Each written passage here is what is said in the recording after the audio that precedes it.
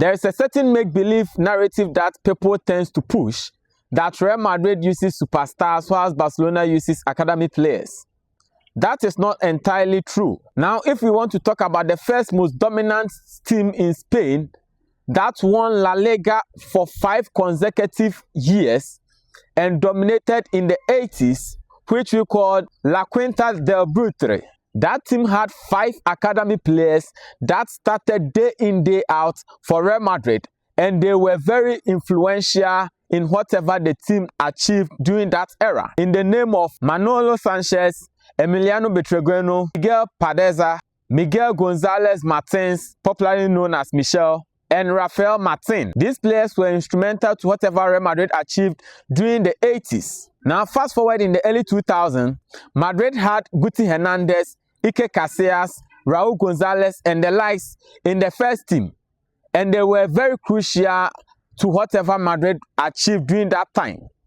Now, during the same era where Barcelona paints a picture that they have been using the academy players, now in history, with the exception of the players that blossomed during the 2008 to 2015 era, that narrative that Barcelona uses the academy and Madrid uses superstars only started from 2005 coming, where they have the likes of Xavi Hernandez, Carlos Puyol, Iniesta, and were later joined by Messi and co.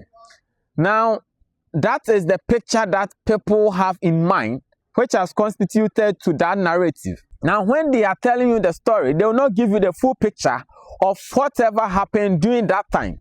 Now, during that time, Barcelona signed Ronaldinho, who was a household name from Paris Saint-Germain. They also signed Henry, who was a superstar at that time. They signed Deco, Gulli, Larsen, Marquez, Edgar Davis were all signed. And these were all superstars. They were traditional names in the world of football. But they will not tell you the full story, as I said. Now, fast forward. During the Pep Guardiola era, where the likes of Iniesta and co were dominating, Messi, Pedro and the rest were dominating, they brought in Mascherano, who was one of the best defensive midfielders in EPL. They brought in Ibrahimovic at a point in time. They brought in David Villa. They brought in Francesc Fabregas from Arsenal, who came in as a superstar after leaving La Masia. They also brought in Alexis Sanchez from Udinese, who came in as a top player from the Serie A. They signed Neymar, who was a superstar coming from the South American League, the first player to play outside Europe to enter the top 10 Ballon d'Or list. They brought in Luis Suarez, who was a household name in the EPL and a superstar at that time, to join their project. They brought in Philippe Coutinho.